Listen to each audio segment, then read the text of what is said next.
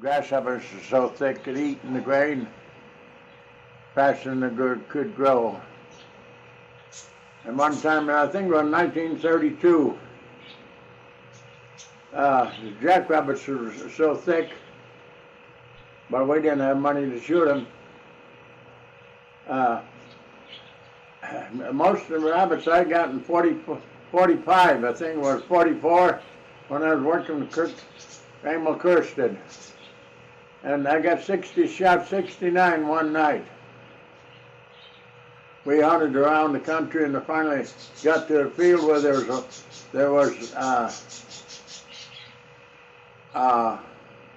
winterweight seeded. And boy, them rabbits were really thick on that. On the east there for miles, there was nothing but native grass, and when that was nice and green, them rabbits sure loved that. And I got 69 that night, and the next day we found another one out there that I shot, but I didn't count. But anyway, then one time we went hunting with Kirky down the Badlands hunting for coyotes. Me and George, and that was the first coyote I ever shot.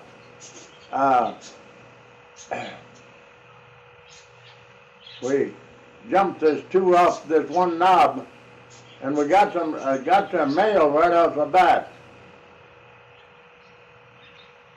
And took us about 30 miles to run before we caught this female, tracking her. We had a little snow on the ground, but anyway, and then finally she just stopped running. We had her wore out, and that's the first coyote I shot. I was sitting in the back seat. Sat the roll the window down with Kirky's 20 gauge. Anyway, so that was when me and George in 40, we skinned rabbits for Freddie Lewis in Wall, South Dakota. He had a Minneapolis dealer, and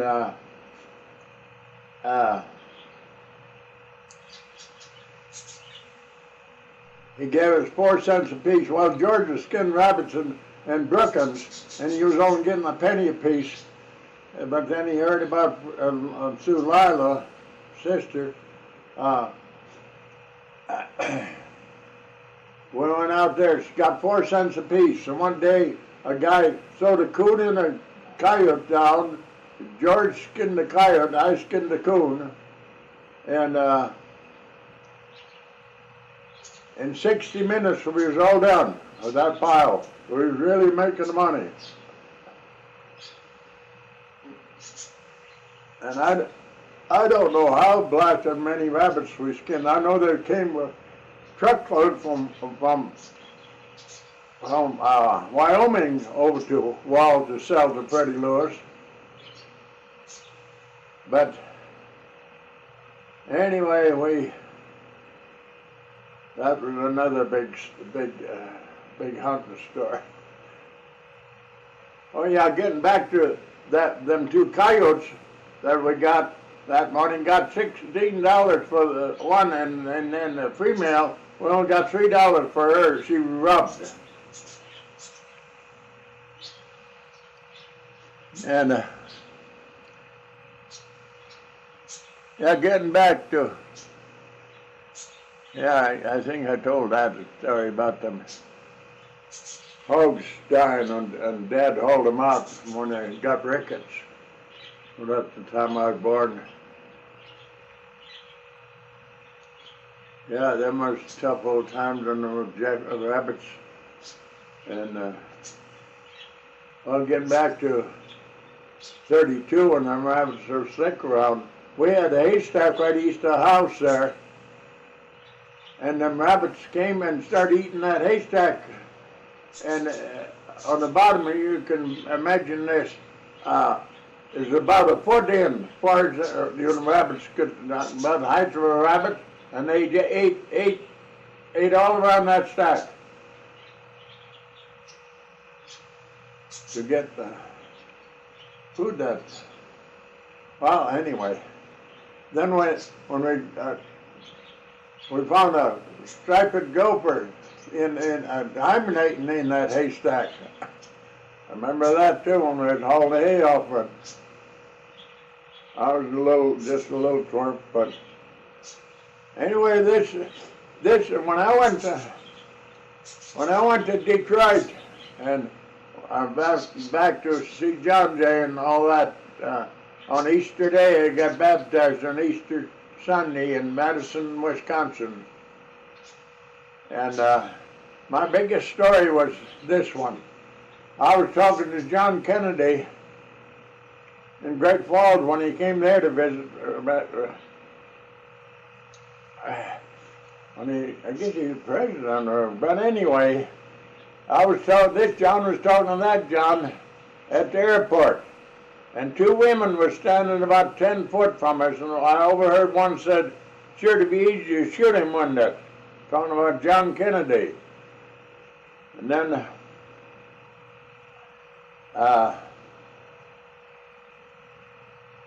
you know what all happened, and the guy the Dr. Rose that came to get me when I was in the Combine 20 miles east of Lemon, South Dakota, just what time I was healed up, he was transferred to Dallas, Texas, and he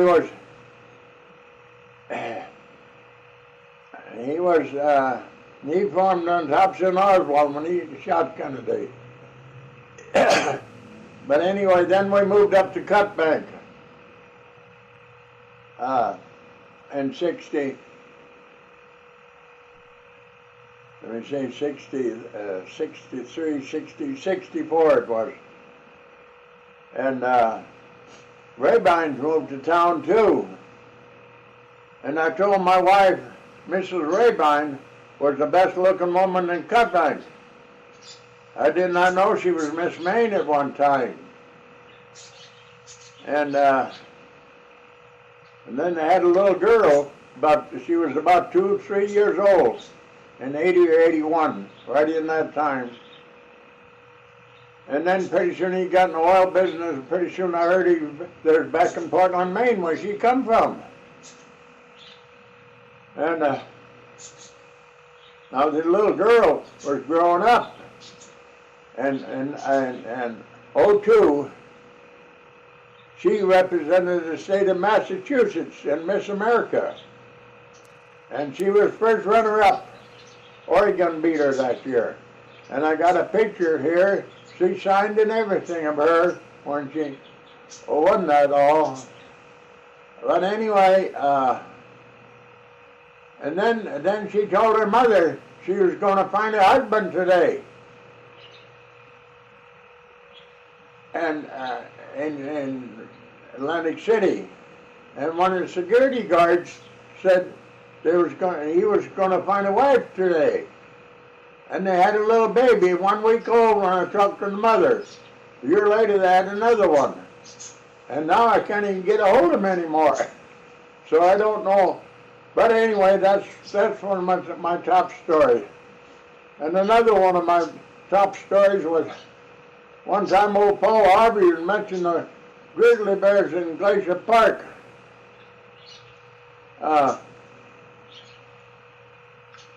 Grizzly bears in Glacier Park, they lost some corn out there and they buried it, and then the bears dig it out and got fermented, and they got drunk on it, and people went up there to watch drunken grizzly bears.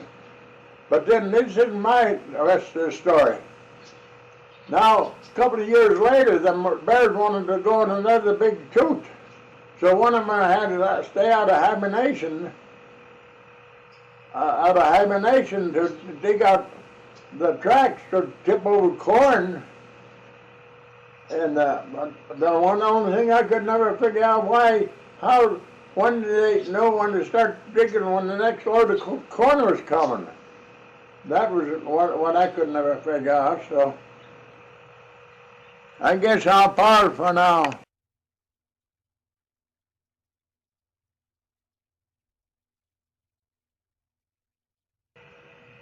When George and Bill lived in Lemon, South Dakota, I went up there one time when built a camper on the pickup, and we went south of Lemon, South Dakota, Shadle Dam down there. There was a dam there, they stocked with some catfish in it. And so we went down there, put out our lines overnight, and then early we went down before dark. We went down there and didn't catch any the first time. Then the next morning we had our one line was missing, and when I was down in Madison, Wisconsin, when I got baptized in Easter Eve this last year, the next day we went up to see the Dowells that live 70 miles north on Easter Day. And I presented a 5-year-old girl with an Easter basket, and John J. gave a 7-year-old girl the Easter basket. And I'll never forget the sparkle she had in her eyes when she grabbed for that Easter basket. First time I met the Dowells, they was in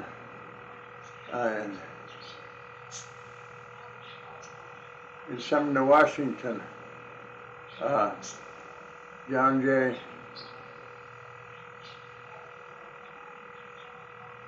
We just got him off the airplane at 4 o'clock, and at about 5 o'clock we got a call that he was coming to get John J. They was going to go to church that night, Sunday night. But anyway,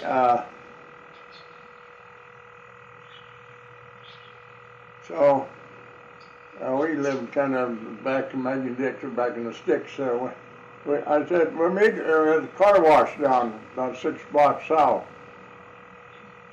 You know, me and John J. drove over there and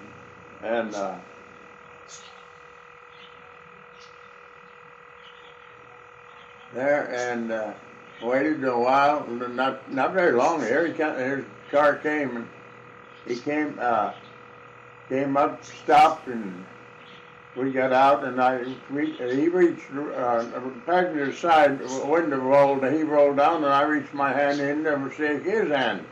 And while in the meantime, John J. squeezed in his seat on where I was shaking hand. And then where they went. Then I never seen him until the next day. When he went over there, he stayed overnight in their place. And then the next day I thought we'd see who meet his folks. Finally, the next day, his mother stopped and dropped him off. He knew where he'd go, but she never came in the house. So I was a little disappointed on that deal, but anyway, we finally met him at graduation. But